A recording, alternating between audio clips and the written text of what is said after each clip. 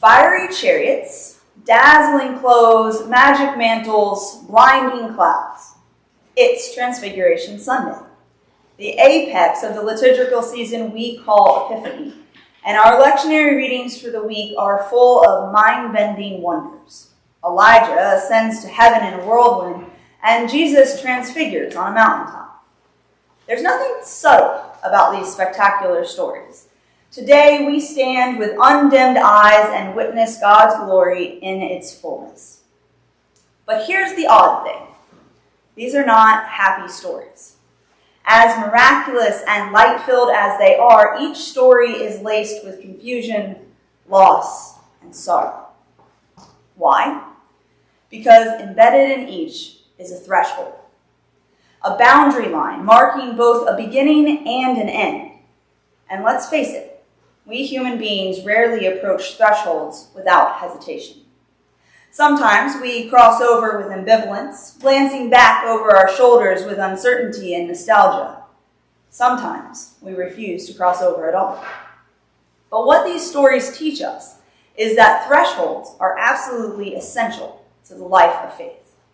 Crossing over is what keeps our faith dynamic.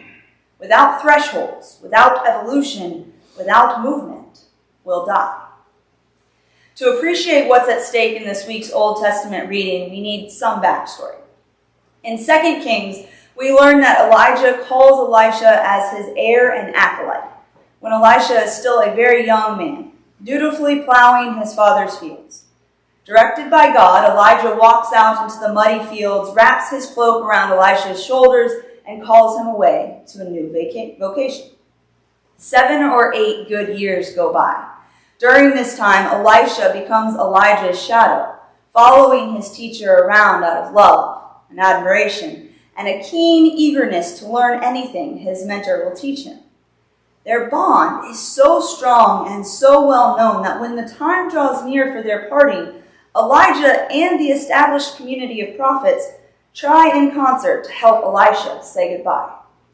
I need to take the next step of this journey alone, Elijah tells his acolyte 3 separate times in this week's reading. No, I will not leave you, Elisha stubbornly insists, clinging all the harder. Do you know the Lord is about to take your master? The other prophets ask Elisha, hoping he'll accept the inevitable before it's too late. Shut up, is Elisha's gracious reply. Elisha reacts as we might if we were standing upon a threshold of vocation, of identity, and of relationship. Everything he has known is about to change, and he is filled with pain and bewilderment. Can he trust his calling in the absence of Elijah's reassuring presence? Can he learn to decipher the voice of God on his own without an experienced translator at his side? Can he, a loyal and eager follower, become a leader instead? I imagine these are questions we understand too well. Regardless of the particulars, we all know what it's like to get used to one way of being in the world, one way of knowing God, one way of practicing our vocations, one way of relating to our families, one way of doing church. By the time Elijah's ascension draws near, his student Elisha is well entrenched in finding both his God and his purpose through his master. He can't bear the thought of having that safety net ripped away. Who will God become in Elijah's silence? Who will Elisha become if he is forced to step into spiritual adulthood, if he's forced to evolve? In this story, as in our lives, there is no way to avoid the threshold that God appoints. The chariots come, the whirlwind descends, and Elijah leaves. Looking back across the centuries that separate us from this fiery display of God's power, I wonder, what did the drama accomplish? The fire, the wind, the horses. Were the fireworks for Elijah? Headed anyway to heaven and all its cosmos-altering wonders? Or was Elisha the one who needed to understand, right from the beginning of his career, that God's glorious unveilings come at a price? That epiphanies aren't be-alls and cure-alls. Elisha saw glory, that's for sure. but he also saw a point of no return, and his response was neither certitude nor joy. He tore his clothes and grieved. I know few scenes in the Bible more poignant than the one that ends this story. As quickly as the vision comes, it departs again. There is no afterglow, no surge of prophetic authority or knowledge as Elisha lies grieving in the dust. Only silence, only loss, only questions. Why? Because it's not the vision that saves Elisha. The vision is glorious, of course, but divine wonders alone can't save anyone. Elisha's salvation comes in the long silence after the glory. It comes when he still has no idea whether Elijah's double portion will rest on him or not. It comes when he chooses to stand up, shoulder his grief, take up his teacher's mantle, and cross the threshold into a new and unfamiliar life. It's clear from the details in the story that this choice is neither easy nor inevitable. But the decision Elisha makes bears witness to the faith epiphanies can forge in us when we make the hard choice to cross over. A battered faith, a trembling faith, a scorched faith, a faith that yields abundant life. The second threshold story in this week's reading, that of Jesus' transfiguration, is recorded in all three of the Synoptic Gospels. Over the centuries, it has steadily accumulated meanings, most of them thickly theological. Growing up, I was taught that the transfiguration is important because it reveals Christ's divine nature, foreshadows his death, secures his place in the stream of Israel's salvific history, and prefigures his resurrection. All of this is true, and no doubt important. But for me, the story pivots around Peter, James, and John, the three terrified disciples who witnessed Jesus' transfiguration and just about lose their minds. Like Elisha, these friends of Jesus have spent years following him around, listening to his teachings and witnessing his miracles. By the time Jesus invites them to the mountaintop, they have perfectly good reason to believe they know their master. They know him as a teacher, a storyteller, a healer, and a traveling companion.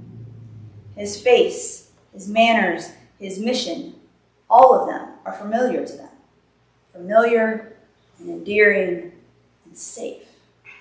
But then, on the mountaintop, the unimaginable happens. Before their very eyes, Jesus changes, becoming at once both fully himself and fully unrecognizable. And suddenly, just like Elisha, Jesus' stunned disciples find themselves standing upon a threshold. The man they thought they knew is suddenly more, suddenly other. And the path he's walking towards Jerusalem and death is suddenly far grimmer than they could have had imagined. In other words, one phase of their life with Jesus is ending. What will it look like to begin another? They have journeyed with Jesus, the minister, the rabbi, the healer. Will they now journey with him towards the cross? Or will they insist, as Peter briefly does in his fear and confusion, on remaining exactly where they are, sedentary and safe? On Transfiguration Sunday, we come to the end of another liturgical season. Having seen the light of Epiphany, we prepare now for the long shadows of Lent. I don't know what thresholds we'll encounter in the wilderness. I don't know how God might invite us to change, to grow, to cross over. And I don't know what losses and sorrows those crossings will include. But if this week's stories bear witness to something true about the life of faith, then that we can trust in the one who invites us to cross over. We can trust that the resurrection awaits on the other side. Amen. I may have confused my dates on the altar training. So the altar training is not today. It's the second Sunday of Lent. So those who want to come, anybody who wants to help serve any part during the service, please come and we will go over the different parts and what they do and how we do it. And it'll be held the second Sunday of Lent, which I want to say is like the 24th or the 25th. and it'll be right after coffee hour, so we'll have some time to get some food and drinks and then come back here. I hear it was a success. Yeah, it was great. Book club was fun. If you all want to jump in and join us, you are still more than welcome to do that. It was a great time. We will continue, not this Wednesday because of Lent, or Ash Wednesday, but the following. There will be a virtual option, and we'll meet here. So if you want to meet in person, we'll be here 6:30. If you want to join virtually, we'll have the computer. You can join, and you can jump in. We only did chapter 1, so we will do 2 and 3 the next time, and I'll send out the list of questions to go with it. And then pancakes Tuesday, 5 to 7. If you want to come eat pancakes and sausage, we'll be here. If you want to help fix anything, we'll be here at 4:30 making those. Between 4 and 4:30. And then Ash Wednesday at 7 p.m. Any other announcements? Yes. First Christian Church and the Men's Warming Shelter are having a fundraiser on February 24th. It's a 5K and a 1 mile run walk. And so I'm going to be doing that. And all they ask is that you just bring donations. So if anybody wants to give $2 for that, I'll add it to mine. Awesome. So, Perfect. Well, this Sunday is Life Pantry Sunday. And we have a lot of donations today. So we thought we would bless these before they go off to the pantry. So let us pray. Almighty Creator, we give thanks that you have opened your hand in due season and provided an abundance of good things. Out of love for you, help us to be obedient to your command to feed the hungry, that our love for our neighbors will reflect our love for you. Send your Son to be among us and fill us with compassion for those in need. Bless these donations and all who take from it, that they will be nourished in both body and spirit by these gifts. We feed others for what we do for the least of our neighbors. We do for you. Amen. Are there any birthdays or anniversaries? All right. Ascribe to the Lord the honor due his name, bring offerings and commit to his courts.